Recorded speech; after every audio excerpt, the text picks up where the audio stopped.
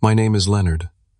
I'm 32 years old, and I've spent my entire life living in the shadow of my older sister Rebecca. While my parents worshipped the ground she walked on, they dismissed everything I ever accomplished. They never knew I was secretly building a tech empire while they mocked my computer hobby. Last Easter, everything changed when I revealed I had purchased the company where my sister was VP, right before I fired her in front of our entire family. Before I dive into how I turned the tables on my family, let me know where you're watching from, and hit that like and subscribe button if you've ever felt underestimated by the people who should believe in you the most. Growing up in suburban Boston wasn't easy for me. Our upper-middle-class neighborhood was filled with competitive families, but the toughest competition was inside our own home. My father, Thomas, built a successful law practice from scratch, becoming one of the most sought-after attorneys in Massachusetts. My mother, Patricia, had her own interior design business catering to wealthy clients. They were the quintessential power couple, and they expected nothing less than perfection from their children. Rebecca, 5 years my senior, was their perfect firstborn. From the moment she brought home her first straight-A report card in elementary school, she became the golden standard against which I would always be measured. While my birthday parties were modest affairs at the local pizza place, Rebecca's celebrations were elaborate events with professional entertainment and customized decorations. My parents would beam with pride as they introduced her to their friends and colleagues, while I would be an afterthought if mentioned at all. When I was 10, I discovered my passion for computers and coding. The logical patterns of programming languages made sense to me in a way that human interactions never did. I would spend hours in my room teaching myself BASIC and HTML, creating simple games and websites. I remember running downstairs excitedly to show my parents a basic game I had programmed. My father glanced at the screen for less than 5 seconds before saying, "That's nice, Leonard, but don't waste too much time on these computer games. You should join a sports team like your sister." Rebecca was captain of the debate team and played varsity soccer activities my parents considered worthwhile. The disparity in how we were treated became painfully obvious when I was 12. I had entered a regional coding competition and against all odds won first place. The award ceremony was scheduled on the same day as Rebecca's debate tournament. Without hesitation, my parents chose to attend her event, even though she had participated in dozens of similar competitions. My Uncle Jack, my father's younger brother who worked in IT, was the only family member who came to support me. When I received my trophy, I looked out at the audience and felt a mixture of pride and heartbreak, seeing only Uncle Jack cheering for me. That night, when my parents returned home celebrating Rebecca's third-place finish, they barely acknowledged my achievement. "That's nice, honey," my mother said distractedly, before returning to praise Rebecca's performance. Uncle Jack tried to intervene, telling them how impressive my programming was, but they brushed it off as a cute hobby. That night, something shifted inside me. I realized that no matter what I accomplished, it would never be enough for them. Throughout middle school and high school, the pattern continued. Rebecca joined more prestigious clubs, won more academic awards, and continued to be the center of my parents' universe. At family gatherings, relatives would ask about Rebecca's achievements while I stood awkwardly in the corner feeling invisible. My academic accomplishments, which were actually quite impressive, were treated as expected rather than celebrated. When I made the honor roll, my father's response was, "Rebecca never got anything less than straight A's." The constant comparisons chipped away at my self-esteem. Uncle Jack became my lifeline during these years. He recognized my talent with computers and encouraged me to develop my skills. He would take me to technology conferences, buy me programming books, and talk to me about the future of the tech industry. "You have a gift, Leonard," he told me once, "and someday everyone will see it." His faith in me was the validation I never got at home. By the time I was finishing high school, I had become emotionally self-sufficient. I stopped seeking my parents' approval and instead channeled my energy into my passions. I built websites for local businesses, learned advanced programming languages, and started exploring the emerging field of artificial intelligence. While Rebecca's achievements were loudly celebrated at the dinner table, I quietly built the foundation for what would later become my empire. My high school graduation was particularly telling. While my parents threw an extravagant party for Rebecca when she graduated as valedictorian, My graduation, where I finished in the top 5% of my class and won the Technology Award, was marked with a simple dinner at a local restaurant. My father spent most of that dinner talking about Rebecca's first year at Princeton and how her professors were already impressed with her potential. Those years taught me self-reliance and resilience. They also taught me to keep my ambitions to myself. I learned that the less my family knew about my goals and achievements, the less they could diminish them. As painful as it was to feel overlooked, it was also liberating. I could forge my own path without the weight of their expectations. When it came time for college, the disparity in how my parents treated Rebecca and me became even more glaring. Rebecca had been accepted to Princeton with a partial scholarship, and my parents proudly covered the remainder of her substantial tuition. They bought her a new car as a going-away present and fully furnished her apartment near campus. For me, despite having the grades and test scores to attend several prestigious universities, my parents informed me they had exhausted their college fund on Rebecca. They suggested I attend the state university and live at home to save money. I had applied for scholarships on my own, anticipating their response, and managed to secure enough financial aid to attend Massachusetts State University without their help. I moved into a rundown dormitory and worked 2 part-time jobs, one at the university IT department and another building websites for local businesses to cover my expenses. My parents seemed almost disappointed that I had found a way to attend college without their assistance. While I struggled to balance work and academics, Rebecca flourished at Princeton. My parents constantly updated me on her achievements, her perfect GPA, her prestigious internships, the influential professors who had taken her under their wing. Meanwhile, they never asked about my studies or my growing expertise in computer science and artificial intelligence. Despite the lack of support, I excelled in my program. I formed study groups with like-minded students, built relationships with professors in the computer science department, and continued developing my technical skills. By junior year, I was teaching assistant for advanced programming courses and had started building a reputation as someone who could solve complex coding problems. Rebecca graduated from Princeton with honors and immediately landed a job at MarketForge, a prestigious digital marketing firm in Boston. My parents threw an extravagant graduation party for her, inviting everyone they knew. At that party, I overheard my father boasting to his colleagues, "Rebecca is starting at MarketForge next month." They practically begged her to join their executive training program. "She'll be running the place in 5 years. No one asked what I was studying or what my plans were. When I graduated with honors in computer science the following year, my ceremony happened to fall on the same weekend as Rebecca's first work anniversary celebration. My parents attended my graduation but left immediately afterward to prepare for Rebecca's party. There were no photos proudly displayed of me in my cap and gown, no celebratory dinner, no congratulatory calls to relatives. It was as if my achievement was merely a box to be checked before getting back to celebrating Rebecca. After graduation, I declined the few corporate job offers I received. Instead, I rented a small apartment and officially launched my own web development business.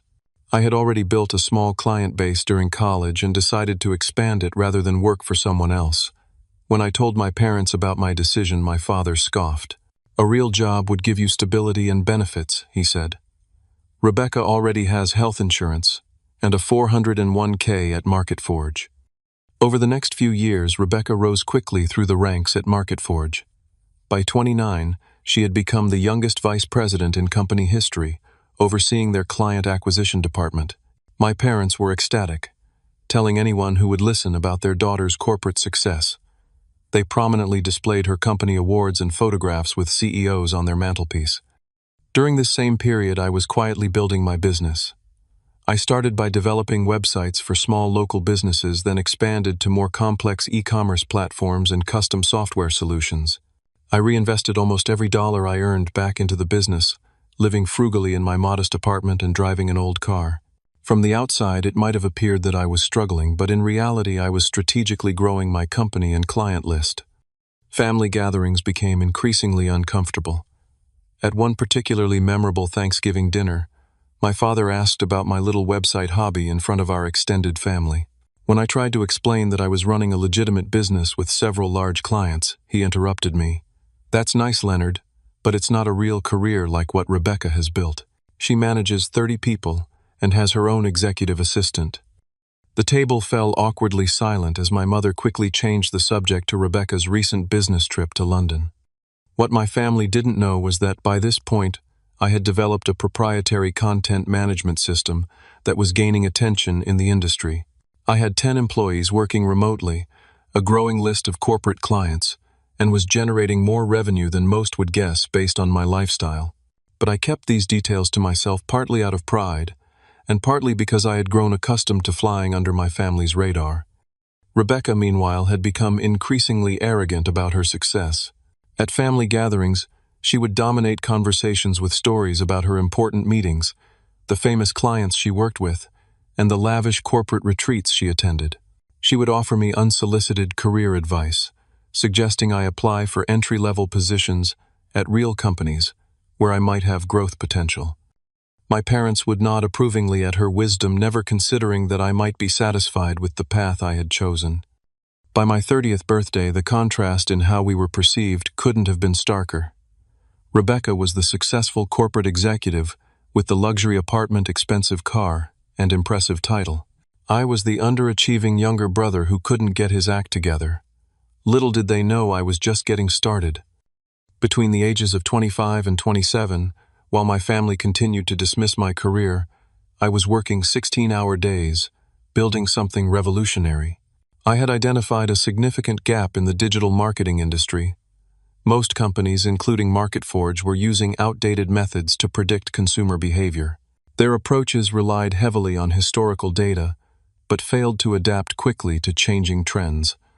I assembled a small team of brilliant programmers and data scientists who shared my vision. We worked out of a nondescript office space in a renovated warehouse, deliberately avoiding the glossy downtown addresses that companies like MarketForge used to impress clients. What we lacked in superficial prestige we made up for with innovation and agility. After months of intensive development and testing, we created an algorithm that could predict consumer behavior patterns with unprecedented accuracy. Our system used artificial intelligence to analyze thousands of data points in real time, allowing businesses to adjust their marketing strategies almost instantaneously. We called it Predictive Response Technology, PRT, and it was unlike anything else on the market. When we began approaching potential clients to test our technology, the results exceeded even our expectations. Companies reported conversion rate increases of 30 to 50% after implementing our system. Word began to spread within the industry about our revolutionary approach. Around this time, I had a fateful meeting with a group of venture capitalists who specialized in disruptive technologies. I had been hesitant to seek outside funding, preferring to maintain complete control over my company. However, I recognized that to scale properly, we would need significant capital investment. After several rounds of negotiations, I secured $20 million in funding while retaining majority ownership and decision-making authority. With this infusion of capital, I officially founded Next Level Digital, though I kept my name off the public-facing materials. Instead, I operated under a pseudonym, partly to maintain my privacy, and partly because I didn't want my family to know about my success until I was ready to reveal it. The company grew rapidly, and within 18 months, we had opened offices in 3 cities and expanded our staff to over 100 employees.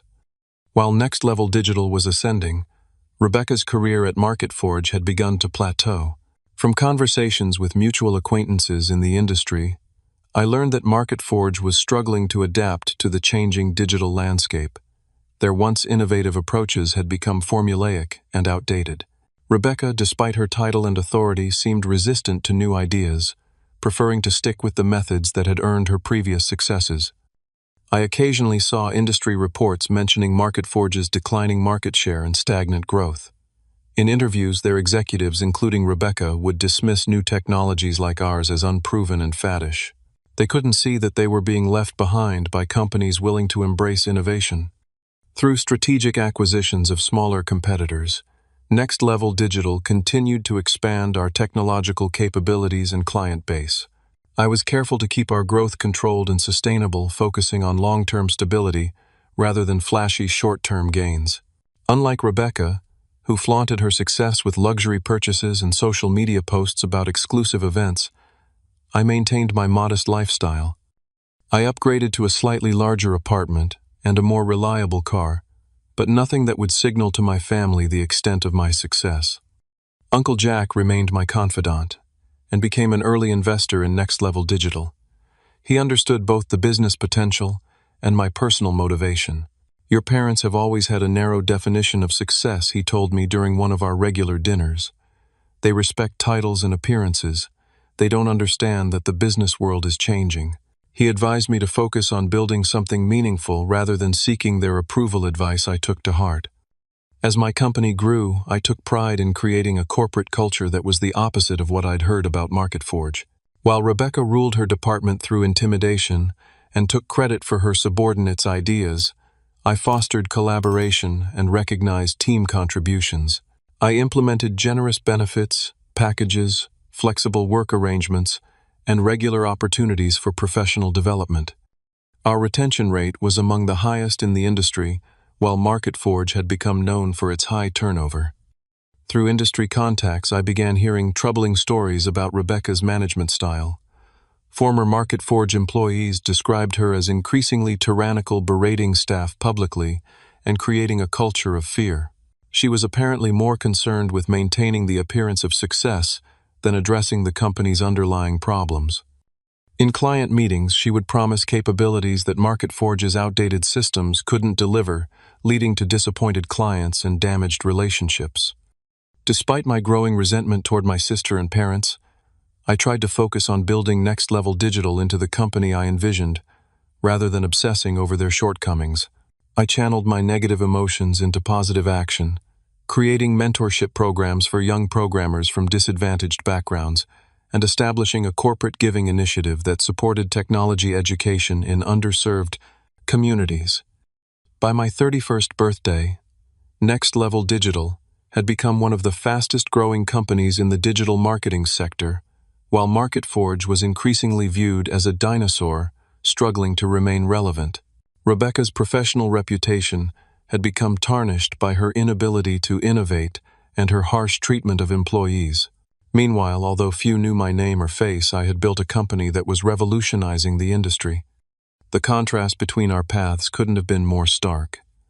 Rebecca had started with every advantage and squandered it through arrogance and resistance to change, while I had overcome neglect and dismissal to build something truly innovative. The irony wasn't lost on me, but I took no pleasure in her professional struggles. Instead, I focused on continuing to improve and expand Next Level Digital, unaware that our paths were about to intersect in a way none of us could have anticipated. The first hint that MarketForge might be in serious trouble came from an unexpected source.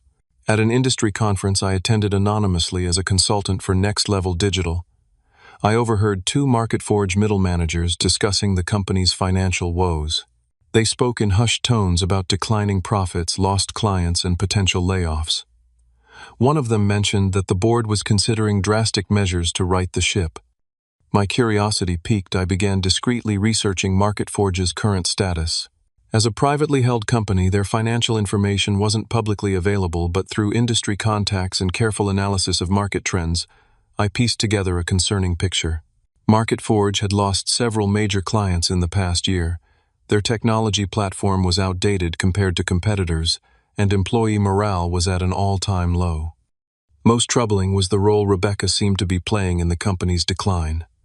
Former employees I connected with described her as increasingly erratic and defensive. She rejected proposals for technological updates, claiming they were unnecessary expenses. She surrounded herself with yes-men and pushed out anyone who challenged her vision. Under her leadership, the client acquisition department, once MarketForge's strongest asset, had become ineffective and disorganized.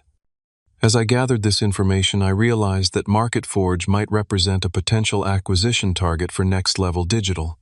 Their client list, despite recent losses, still included several prestigious companies. Their brand name carried weight in traditional sectors. With our technology and their established relationships, we could potentially create something greater than the sum of its parts. But I struggled with my motivations. Was I genuinely interested in MarketForge as a sound business investment, Or was I being driven by a desire for vindication? I spent several sleepless nights weighing the ethical implications. Would acquiring my sister's company, potentially leading to her termination, make me no better than my family who had dismissed and belittled me for years? I decided to consult Uncle Jack, the one person who understood both the business and personal dimensions of the situation. We met at his vacation home on Cape Cod, away from prying eyes or ears.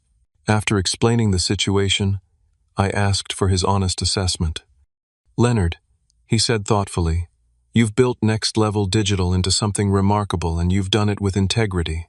If MarketForge is a good business acquisition on its own merits, then you should consider it. But if this is primarily about showing up your sister and parents, you'll never be satisfied with the outcome, no matter what happens." His words resonated with me. I resolved to approach this potential acquisition with professional objectivity. I assembled a team of our best analysts to thoroughly evaluate MarketForge, its assets, liabilities, intellectual property, and growth potential. Their conclusion was that despite its current struggles, MarketForge could be valuable to Next Level Digital if we could quickly integrate our technology into their operations and rehabilitate their client relationships. With this analysis in hand, I developed a careful strategy. To prevent premature disclosure of my identity, I created several shell corporations to handle the initial approaches and due diligence. I selected a trusted colleague to serve as the face of these negotiations, presenting himself as the representative of an anonymous investor group interested in MarketForge. When our initial overture reached MarketForge's board, they responded with interest bordering on desperation. Their financial situation was evidently worse than I had realized. Through my proxy, I learned that they had been searching for a buyer or major investor for months without success. Our offer, while calculated to be fair rather than generous, was the lifeline they had been hoping for. Throughout this process, Rebecca remained oblivious to the identity of the potential acquirer. In fact, she apparently viewed the acquisition interest as a validation of her leadership. At a family dinner I reluctantly attended, she boastfully mentioned that a mysterious billionaire investor was interested in MarketForge, spinning this as evidence of the company's value rather than a response to its vulnerability. "He obviously recognizes the untapped potential," she told our parents, who listened with admiration.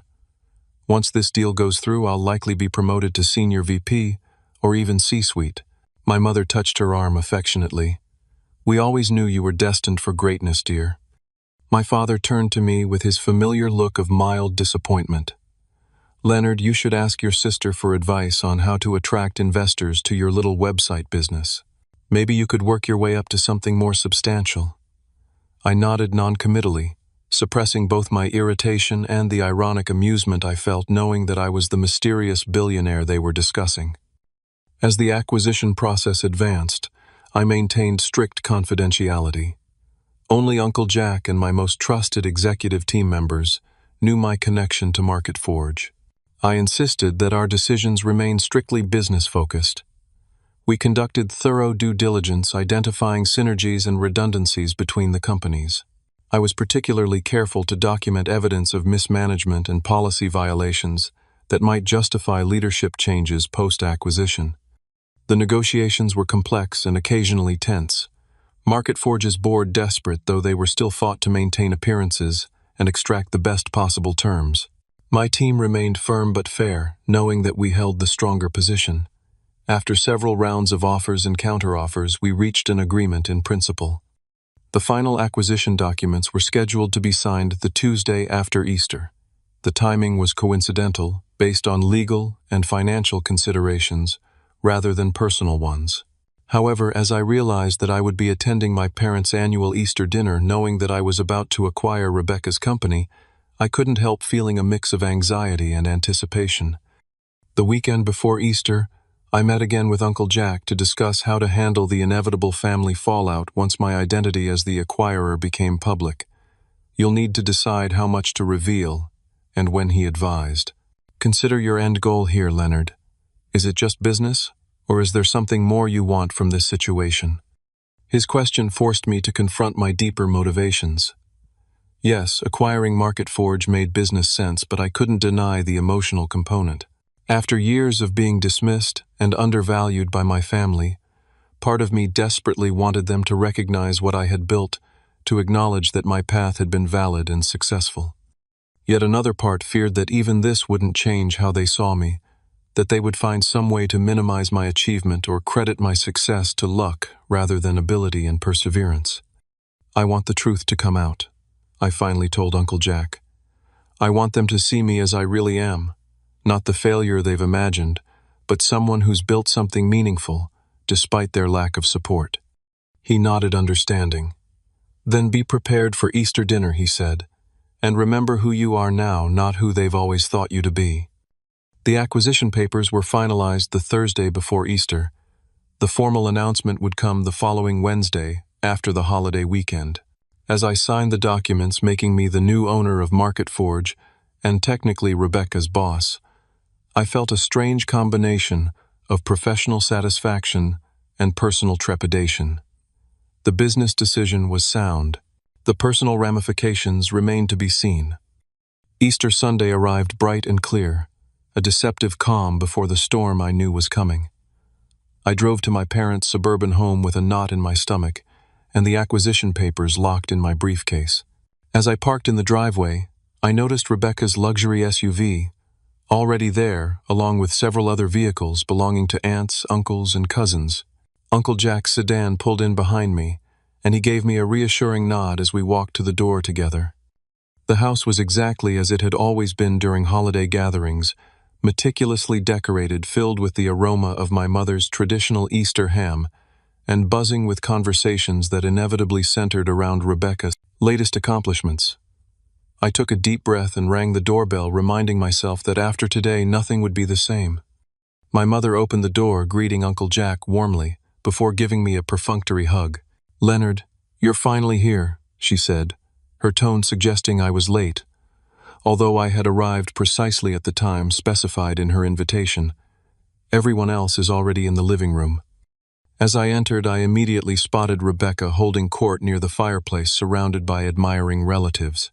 She was dressed immaculately in a designer outfit that probably cost more than my monthly rent, or at least the monthly rent I used to pay before Next Level Digital took off. She was gesturing animatedly, clearly in the middle of a story about herself. "So then the investor's representative called me personally to say that they were especially interested in my division," she was saying as I approached.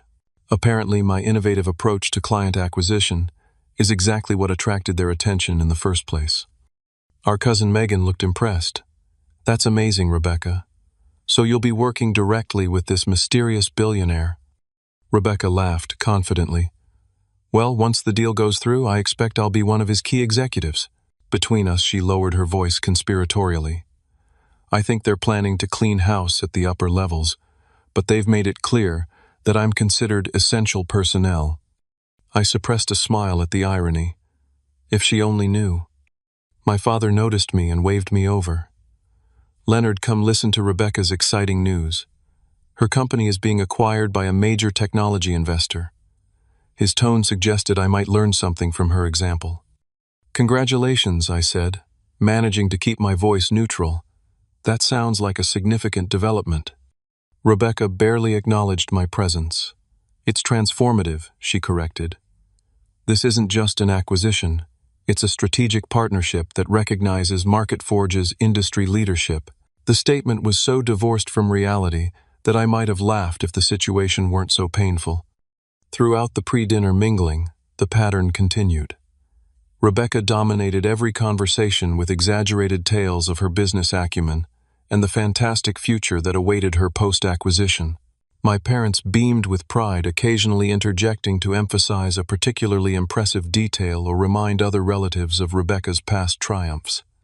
When anyone asked about my work, which was rare, my father would quickly answer before I could. "Leonard's still doing his computer things," he'd say dismissively. "Small-scale web design, right, son? Nothing like the corporate world Rebecca navigates." By the time we sat down for dinner, my resolve had hardened. I had planned to wait until after the holiday to reveal my role in the Market Forge acquisition, but Rebecca's fabrications and my parents' dismissive attitude made me reconsider. Uncle Jack caught my eye across the table and raised an eyebrow questioningly. I gave him a slight nod. As the main course was served, Rebecca launched into yet another self-congratulatory monologue. The acquisition is really a testament to how I've positioned MarketForge in the marketplace, she declared. Our potential buyer specifically cited my department's performance as a key factor in their interest. My mother passed the mashed potatoes to my father. We always knew you were executive material, Rebecca. Remember when you were just 10 and organized that charity drive? You've always had leadership qualities.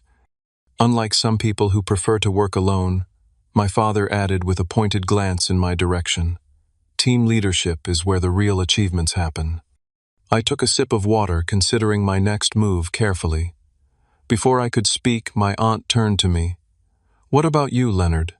Any exciting developments in your website business? The hesitation before website business made it clear she didn't consider it a real career. Actually, yes, I began, but Rebecca interrupted.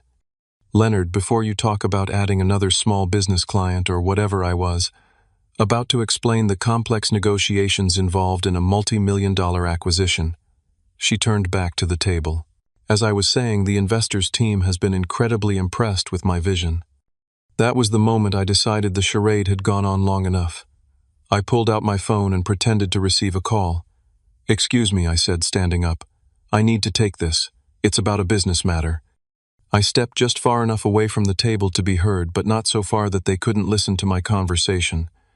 Yes, this is Leonard. The MarketForge acquisition. Yes, everything is proceeding according to schedule. No, we haven't disclosed my identity to the current executives yet.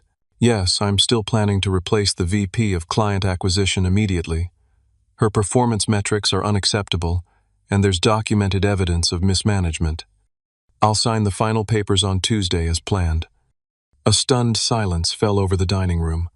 I turned to find every eye fixed on me, expressions ranging from confusion to shock. Rebecca's face had drained of color. What are you talking about? She demanded, her voice unnaturally high. What acquisition? What VP are you replacing? I returned to my seat calmly.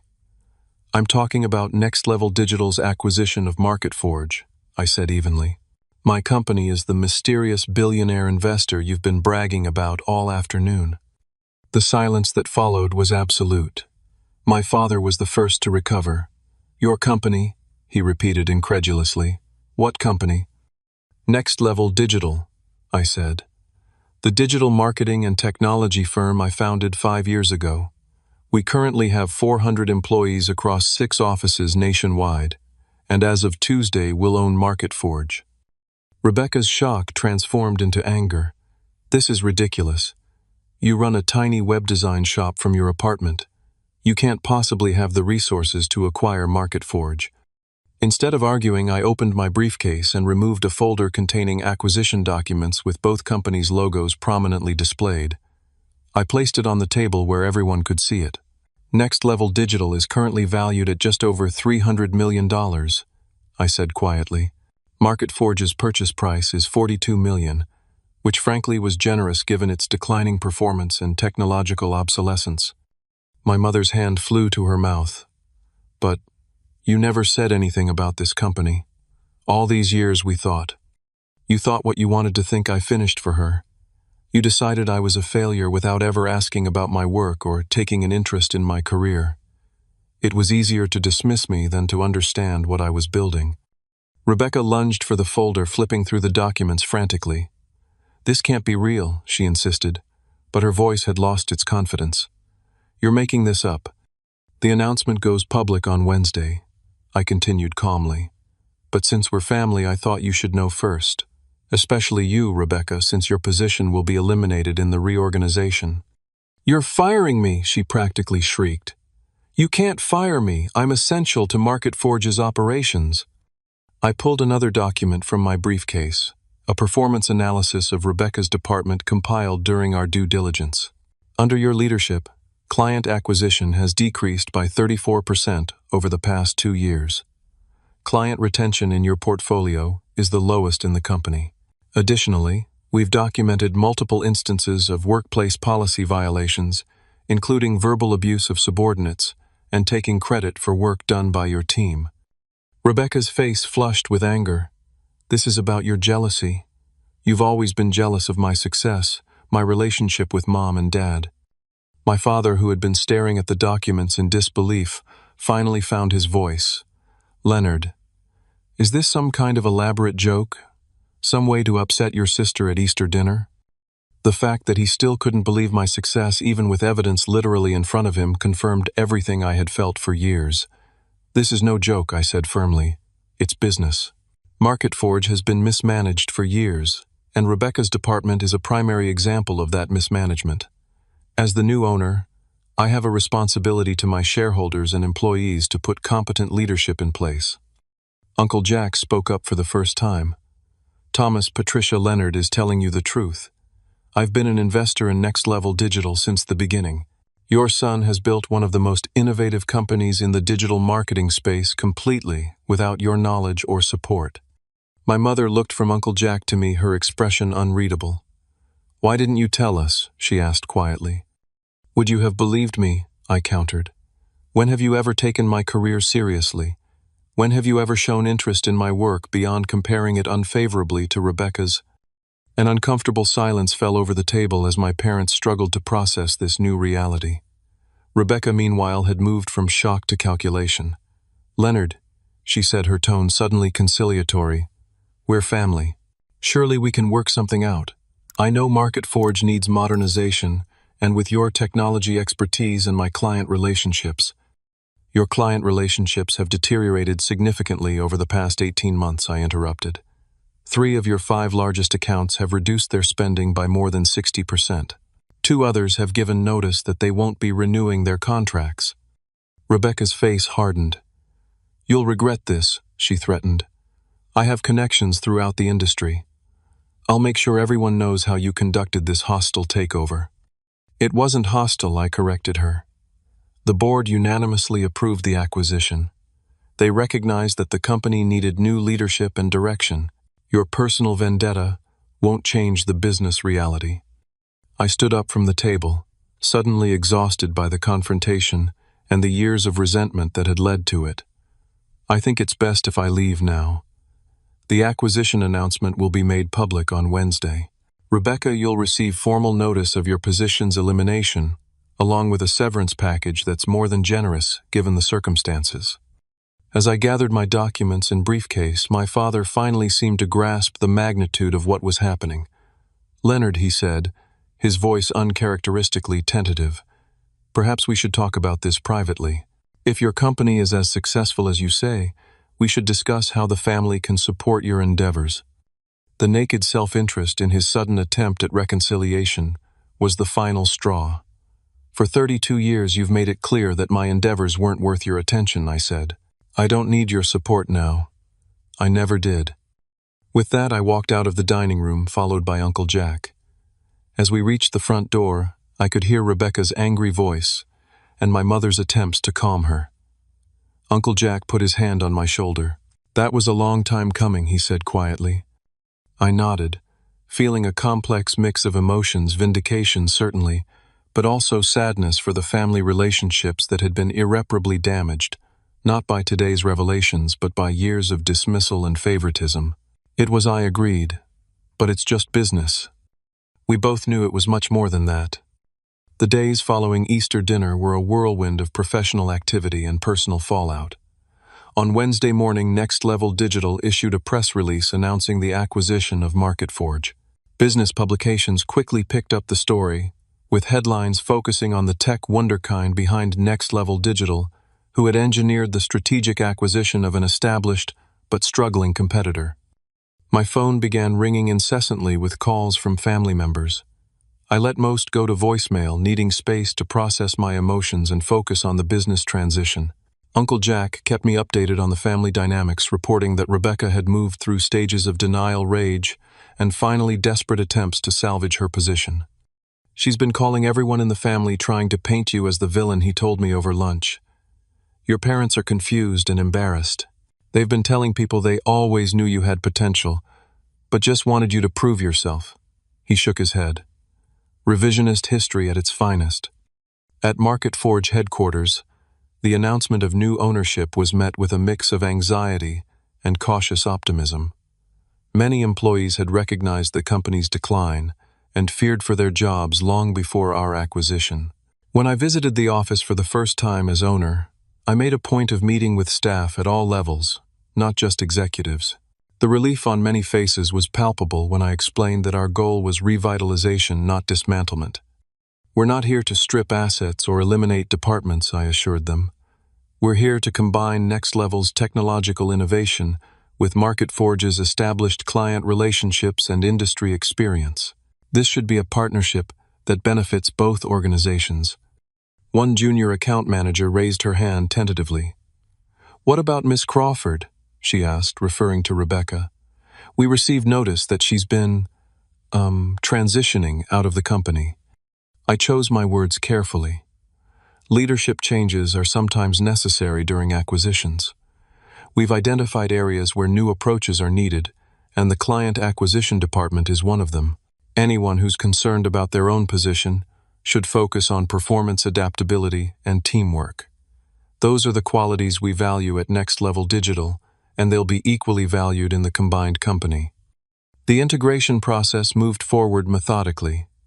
We assigned teams from both companies to work together on technology transfers, client communications, and organizational restructuring. I was pleased to discover that beneath Rebecca's dysfunctional leadership, MarketForge had many talented employees who were eager to embrace new methods and technologies. 2 weeks after the acquisition announcement, I received an unexpected call from my father. He asked to meet for lunch, suggesting a high-end restaurant downtown where he often entertained clients. I agreed but proposed an alternative venue, a casual cafe near Next Level Digital's headquarters. The symbolic reversal of power wasn't lost on either of us. When he arrived looking uncomfortable in the relaxed environment, I noticed he seemed older, somehow less imposing than the father who had loomed so large in my childhood. He fidgeted with his expensive watch as we exchanged awkward greetings. "Your mother and I have been doing a lot of thinking," he began after we ordered. "We realize now that we may have underestimated your ambitions and abilities." "That's putting it mildly," I replied, not making this easy for him. He cleared his throat. "Yes, well, we want you to know that we're proud of what you've accomplished. Building a company valued at $300 million is no small feat. We should have paid more attention to your work." The belated recognition felt hollow. Would you be proud if Next Level Digital was worth $3 million instead of $300 million? Would you have been interested in my work if it hadn't resulted in the acquisition of Rebecca's company? He had no answer for that which was an answer in itself. "Leonard," he said, "finally, we're your parents. Despite our mistakes, we want to be part of your life and success." I studied him, trying to determine if his contrition was genuine or merely a reaction to the sudden shift in family dynamics. "I appreciate that," I said carefully. "But rebuilding our relationship will take more than one lunch. It will require acknowledging the years of favoritism and dismissal, not just congratulating me now that I've succeeded despite your lack of support." He nodded uncomfortably. "Your mother would like to visit your office sometime, to see what you've built." It was a small gesture, but perhaps a starting point. "She's welcome to visit. So are you." Meanwhile, Rebecca had taken a different approach. After her initial fury, she had consulted with attorneys about challenging the acquisition or at least her termination. When they informed her that both were legally sound, she shifted to threatening media exposure, claiming she would reveal how her own brother had orchestrated a vindictive corporate takeover. Rather than engaging in a public battle, I instructed our legal team to respond with calm professionalism. We provided Rebecca with a severance package that included 6 months of salary and benefits, far more generous than required, given the documented performance issues. The package came with a standard non-disparagement clause, which her attorneys advised her to accept. To my surprise, Rebecca requested a meeting 3 weeks after her termination. We met in a neutral location, a private room at a business club downtown. She arrived immaculately dressed as always, but I noticed subtle signs of stress, dark circles under her eyes, a certain tightness around her mouth. "I've been reviewing the performance reports you included with my termination notice," she began without preamble, "and I've spoken with several former clients." I waited, expecting accusations or demands. The reports weren't wrong, she said finally, the admission clearly difficult for her. I've been losing clients for the past 2 years. I convinced myself it was market conditions or budget cuts on their end, but the truth is, I wasn't providing the results they needed. Her candor surprised me. That's a difficult realization, I acknowledged. When did you start planning to acquire MarketForge? She asked. Was this about revenge all along? No, I answered truthfully. The acquisition opportunity emerged only recently when I learned about MarketForge's financial struggles. It made business sense independent of our personal history. She nodded slowly. But you must have enjoyed the moment at Easter. After all those years of Mom and Dad treating you like the family disappointment. I won't pretend there wasn't an element of personal satisfaction, I admitted. But that wasn't my primary motivation. A complex expression crossed her face, part resentment, part reluctant respect. You built something real while I was busy impressing people at cocktail parties, she said. I miscalculated. The conversation marked a turning point in our sibling relationship. We weren't suddenly close, and years of resentment couldn't be erased in a single meeting. But there was a new honesty between us that had never existed before. As weeks passed, the integration of MarketForge into Next Level Digital proceeded more smoothly than anticipated. We retained approximately 80% of MarketForge's staff, transitioning them to our more innovative approaches and technologies. Client retention exceeded our projections as businesses responded positively to the enhanced services we could now provide.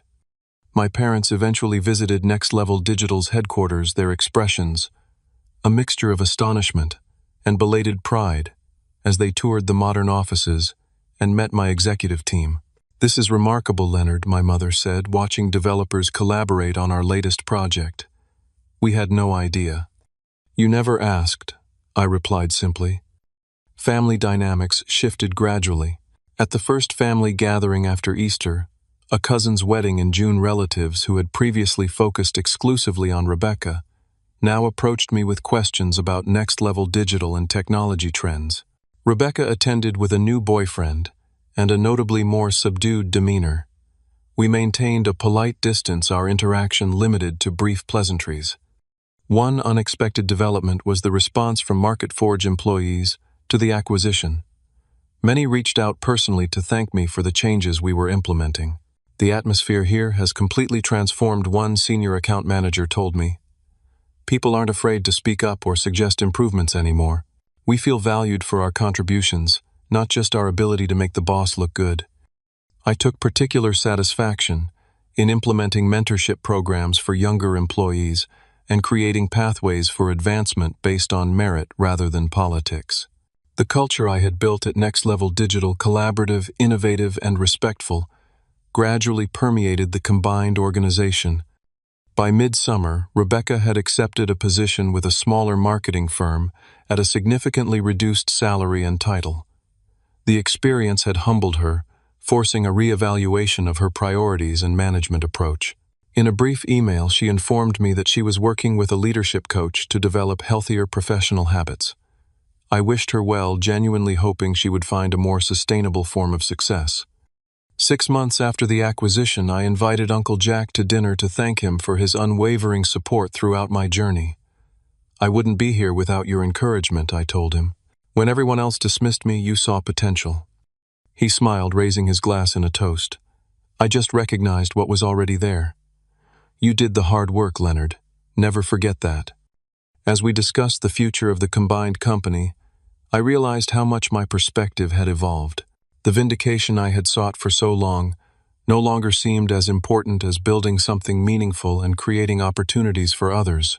The acquisition that had begun partly as a response to years of family dismissal had transformed into something more significant, a platform for innovation and positive change in the industry. 1 year after the fateful Easter dinner, I stood at the podium in Next Level Digital's largest conference room, addressing employees from both original companies at our acquisition anniversary celebration. The merged organization had exceeded all financial projections, with our integrated technology platform now considered the industry standard. More importantly, we had retained top talent from both companies and created a corporate culture that consistently ranked among the best places to work in the tech sector. Today isn't just about celebrating business success, I told the assembled team. It's about recognizing what we can achieve when we value innovation over tradition, collaboration over hierarchy, and authentic relationships over appearances. Each of you has contributed to building something exceptional. As I looked out at the faces of people who had become not just colleagues but partners in a shared vision, I reflected on the profound personal journey that had paralleled our corporate growth. The relationship with my family had evolved in ways I couldn't have predicted.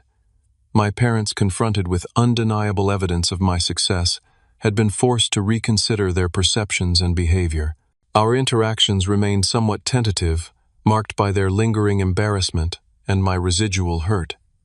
But we were establishing a new foundation based on mutual respect rather than their expectations. My mother had taken the first significant step toward reconciliation when she called to apologize specifically for missing my childhood coding competition. "I've been thinking about all the moments we missed," she said. "All the times we should have been there for you but chose Rebecca's events instead. I'm truly sorry, Leonard." The simple acknowledgement of that specific painful memory meant more than general apologies about not recognizing my potential. It suggested she was genuinely reflecting on her behavior rather than just reacting to my current success. My father found reconciliation more challenging. His identity had been so intertwined with being the family patriarch and arbiter of success that adjusting to our new dynamic required a fundamental shift in self-perception. He made efforts, though, asking thoughtful questions about my business decisions, recommending books he thought might interest me, suggesting we play golf occasionally. Small steps, but meaningful ones. Rebecca's journey had perhaps been the most surprising. After the initial shock and anger over her termination, she had undergone what appeared to be genuine self-reflection. 6 months after joining the smaller marketing firm, she had been promoted to a leadership position, not as prestigious as her former VP title, but one where she was apparently thriving. "I'm building a team from scratch," she told me during a cautious lunch meeting, "and I'm doing everything differently this time. No taking credit for others' work, no prioritizing appearances over results, no ruling through intimidation." "What prompted the change?" I asked, curious about her transformation. She considered the question carefully. Getting fired by my younger brother in front of our entire family was a powerful wake-up call, she admitted with unexpected humor. "But more than that, it was seeing what you built at Next Level Digital, not just the business success, but the culture. Your employees genuinely respect you. That's worth more than any executive title." Our sibling relationship would never be particularly close. Too much history stood between us, but we had reached a place of mutual respect that would have seemed impossible a year earlier. Uncle Jack remained my most trusted advisor and friend. He had recently retired from his IT career and accepted my offer to join Next Level Digital's board of directors, where his wisdom and experience proved invaluable. "You've created something that matters," he told me after one board meeting. "Not just a successful company, but a place where people can do their best work and be recognized for it." Beyond the family dynamics, I had undergone my own evolution. The acquisition of MarketForge had satisfied my desire for vindication, but that satisfaction proved surprisingly hollow. What brought genuine fulfillment wasn't seeing my parents' and sisters' shocked expressions at Easter dinner, but rather creating opportunities for talented people and solving meaningful problems in our industry. This realization led me to establish the Next Level Foundation, which provided technology, education, and mentorship to young people from underprivileged backgrounds. The foundation specifically sought out students whose potential might be overlooked, the quiet ones with unconventional talents who might not fit traditional models of success. "Success without character is meaningless," I told the first cohort of foundation students, "and external validation is a poor substitute for knowing your own worth.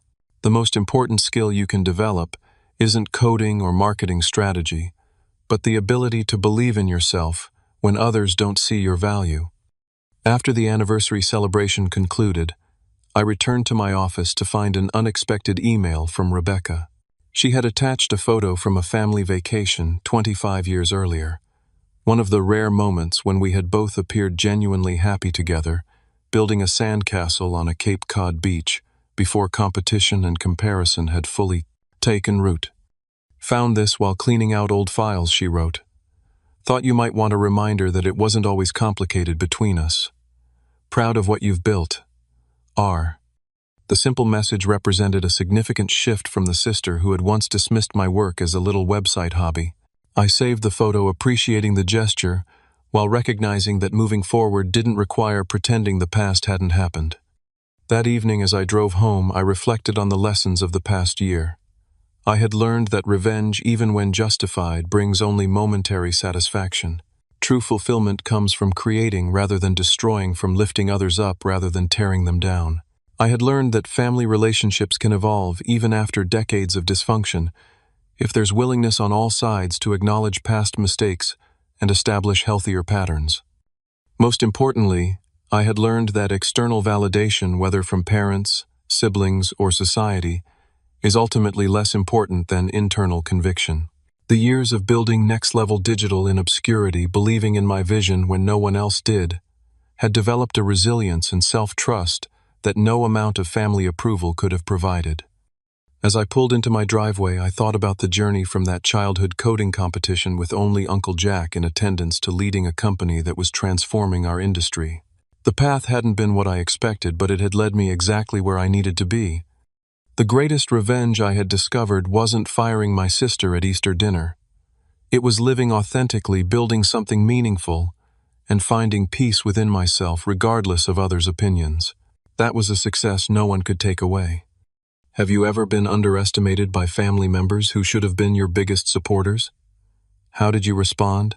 Did you try to prove them wrong or find validation elsewhere? Share your story in the comments below. And if this tale of family dynamics and sweet corporate revenge resonated with you, please hit that like button, subscribe to hear more stories of triumph over adversity, and share with someone who needs a reminder that success is the best response to those who doubt you. Thank you for listening to my journey, and remember, your worth isn't determined by others' inability to see it.